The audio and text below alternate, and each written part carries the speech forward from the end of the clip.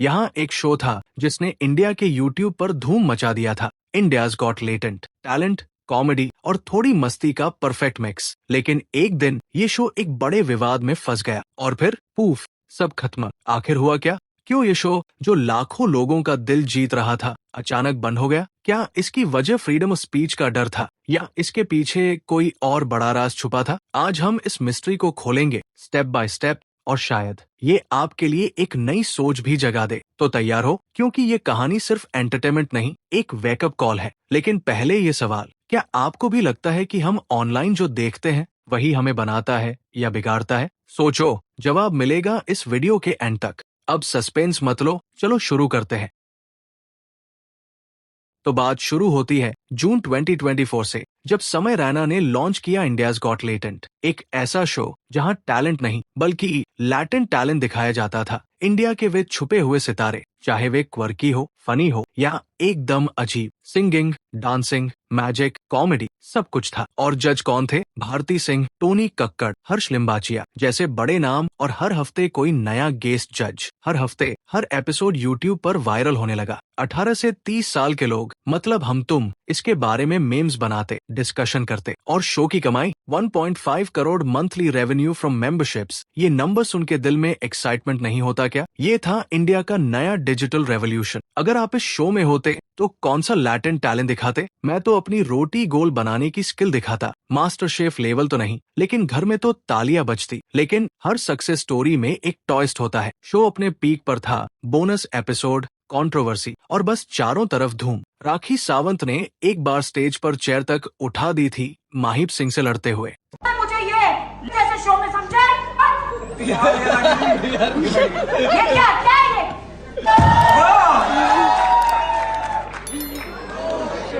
कुर्सी ले गई चले गई। सब कुछ परफेक्ट लग रहा था, लेकिन फिर आया जून 2024 का बोनस एपिसोड 5। कंटेस्टेंट जैसी नबाम ने अरुणाचल प्रदेश को लेकर एक डॉग मीट वाला जोक मारा। कुत्ता खाया है सच में कभी? मेरे दोस्त खुद खाते हैं, मुझे पता है। अच्छा, तो आप कुत्ते को गंदी नजरों से देखते होंगे वो तो? हाँ वही, गायब हो जाते हैं। खुद के पेट डॉग खा लेते कभी कभी। जोक वायरल हो गया, लेकिन गलत वजह से। लोगों ने इसे अपमानजनक कहा, एफआईआर दर्ज हुई और यहाँ से एक छोटा सा तूफान शुरू हुआ। क्या ये सिर्फ एक मिसअंडरस्टैंडिंग थी या इसके पीछे कुछ और बड़ा था? सस्पेंस रखना जरूरी है, क्योंकि अभी पिक्चर बाकी है मेरे दोस्त। लेकिन ये तो सिर्फ शुरुआत थी, बल्कि एक और बड़ा बॉम्ब फटने वाला था जो पूरा शो हिला देगा। क्या था वो? तो उसका खुलासा अगले एक्ट में करते हैं। अब बात है फरवरी 2025 की है, जहां इंडियाज गॉट लेटेंट अभी भी छाया हुआ था। फिर आया बोनस एपिसोड 6। इस बार गेस्ट जज थे रणवीर अल्लाहबादिया, साथ में आशीष चंचलानी, अपूर्वा मुखिजा और जसप्रीत सिंह। जहां शो में रणवीर ने एक कंटेस्टेंट से पूछा, Would you rather watch your parents have sex every day for the rest of your life? क्या हो गया रणवीर भाई को? और अपने पकड़ लीजिए तुरंत। Or would you join in once and stop it forever? ये सुनते ही इंटरनेट पर बवाल मच गया। लोग चीखने लगे, ये कैसा टैलेंट शो है, ये तो अश्लीलता है। फिर क्या, डर का माहौल बन गया। क्या ये शो अब बंद हो जाएगा? सोशल मीडिया पे आउटरीच, गुवाहाटी पुलिस ने एफआईआर दर्ज की और मुंबई पुलिस भी इन्वेस्टिगेशन में लग गई। एक कमेंट ने पूरे शो की क्रेडिबिलिटी को मिट्टी में मिला दिया। अब एक सेकंड के लिए सोचो, अगर आप जज होते तो क्या ऐसा सवाल पूछते या बोलते, भाई थोड़ी सी तमीज रख लेते? फिर क्या था रणवीर ने जो कहा वो भी सुन लेते हैं। My comment wasn't just inappropriate, it wasn't even funny. Comedy is not my forte. I'm just here to say sorry. Many of you asked if this is how I wish to use my platform, and obviously this is not how I wish to use it. I'm not going to give any context or justification or reasoning behind whatever happened. I'm just here for an apology. Assam के मुख्यमंत्री हिमंता बिस्वा शर्मा ने इस पर क्या कहा वो भी देख लेते हैं। ये शो अश्लीलता को बढ़ावा दे रहा है। महाराष्ट्र साइबर डिपार्टमेंट ने 40 लोगों को समन भेजा।